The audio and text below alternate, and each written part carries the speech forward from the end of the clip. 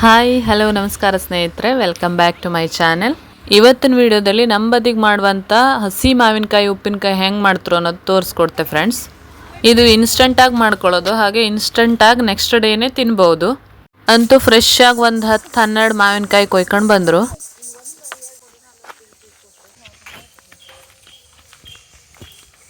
ಈಗ ಇದನ್ನು ಒಂದೆರಡು ಸಲ ಚಂದ ಮಾಡಿ ತೊಳೆದು ಹಾಗೆ ಒಂದು ಒಣ ಬಟ್ಟೆಲಿ ಒರೆಸಿ ಸಣ್ಣಕ್ಕೆ ಕೊಚ್ಕೊಳ್ಳೋದು. ನಾನು ಒಂದೊಂದಾಗಿ ತೊಳೆದು ಒರೆಸ್ಕೊಡ್ತಿದ್ದೆ, ಆಯಿ ಹಾಗೆ ಸಣ್ಣಕ್ಕೆ ಕೊಚ್ತೆ ಅದೇ.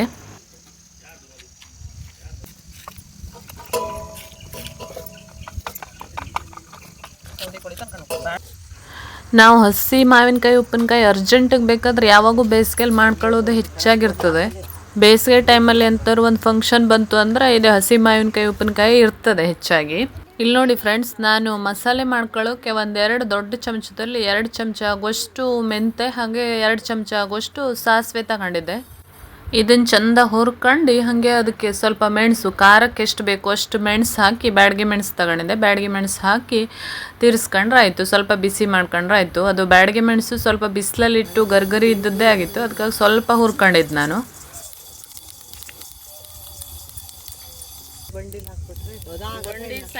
ಇದು 3 ಹುರ್ಕೊಂಡು ತಂಡಾದ್ಮೇಲೆ ಪುಡಿ ಮಾಡ್ಕೊಂಡ್ರೆ ಆಯ್ತು.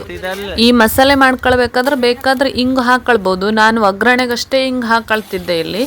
ಇದ್ರ ಜೊತೆಗೆ ನೀವು ಹಿಂಗ್ ಹಾಕೊಂಡು ಕೂಡ ಮಸಾಲೆ ಮಾಡ್ಕೊಳ್ಬೋದು.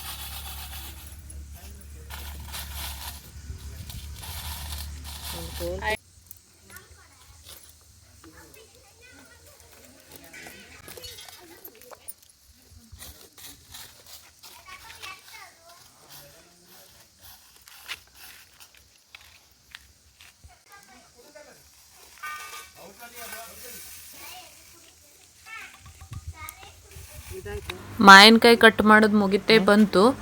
ಅದು ಮುಗಿಯೋದ್ರೊಳಗೆ ನಾನು ಈ ಮಸಾಲೆ ಪುಡಿ ಮಾಡ್ಕೊಂಡು ಬತ್ತೆ. ಹಾಗೆ ಒಗ್ಗರಣೆಗೆ ಒಂದು ಸ್ವಲ್ಪ 15-20 ಬೆಳ್ಳುಳ್ಳಿ ಹೆಸಳು, ಮತ್ತೊಂದು ಸಣ್ಣ ಚೂರು ಹಿಂಗು ಕುಟ್ಟು ಪುಡಿ ಮಾಡ್ಕೊಂಡ್ರೆ ಆಯಿತು.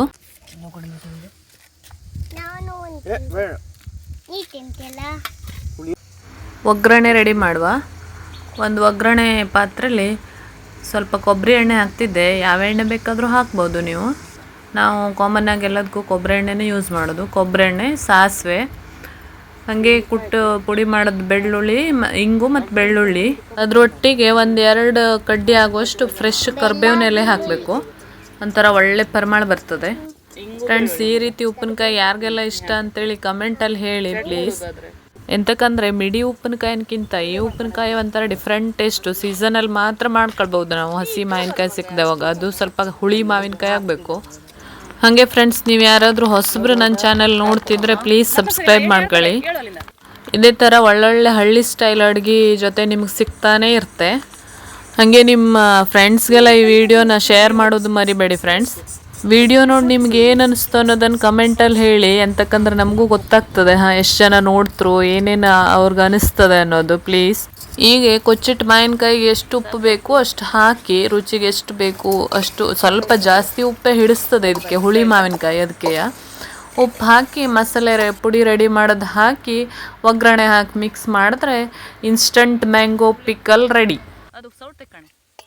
ಈ ಮಾವಿನಕಾಯಿ ಸೀಸನಲ್ಲಿ ಎಲ್ಲರೂ ಆರಾಮಾಗಿ ಈ ಉಪ್ಪಿನಕಾಯಿ ಮಾಡ್ಕೊಂಡು ತಿನ್ಬೋದು. ಹಾಗೆ ಇದು ಹೊರಗಡೆ ಇಟ್ಟರು ಒಂದು 15ರಿಂದ 1 ತಿಂಗಳವರೆಗೆ ಇಡ್ಬೋದು, ಸ್ಟೋರ್ ಮಾಡ್ಬೋದು. ಫ್ರಿಜ್ಜಲ್ಲಿ ಇಟ್ಟರೆ ನೀವು 6-7 ತಿಂಗಳವರೆಗೂ ಏನೂ ಆಗೋದಿಲ್ಲ. ಫ್ರಿಜ್ಜಲ್ಲಿ ಅಂದರೆ ಒಂದು 2-3 ದಿನ ಆದಮೇಲೆ ಸರಿ ಉಪ್ಪು ಮತ್ತು ಖಾರ ಎಲ್ಲ ಕರೆಕ್ಟ್ ಹಿಡಿದ್ಮೇಲೆ ಫ್ರಿಜ್ಜಲ್ಲಿ ಇಟ್ಕೊಂಡು ಆರಾಮಾಗಿ 6-7 ತಿಂಗಳವರೆಗೂ ತಿನ್ಬೋದು ಫ್ರೆಂಡ್ಸ್.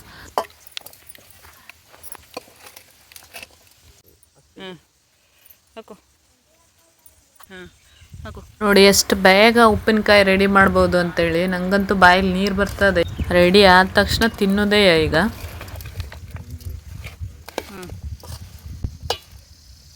ಓಕೆ ಫ್ರೆಂಡ್ಸ್, ಬಾಯ್. ಈ ವಿಡಿಯೋ ನಿಮಗೆ ಸೇರಿದ್ರೆ ಲೈಕ್ ಮಾಡಿ. ನೆಕ್ಸ್ಟ್ ವಿಡಿಯೋದಲ್ಲಿ ಸಿಗುವ. ಬಾಯ್, ಟೇಕ್ ಕೇರ್.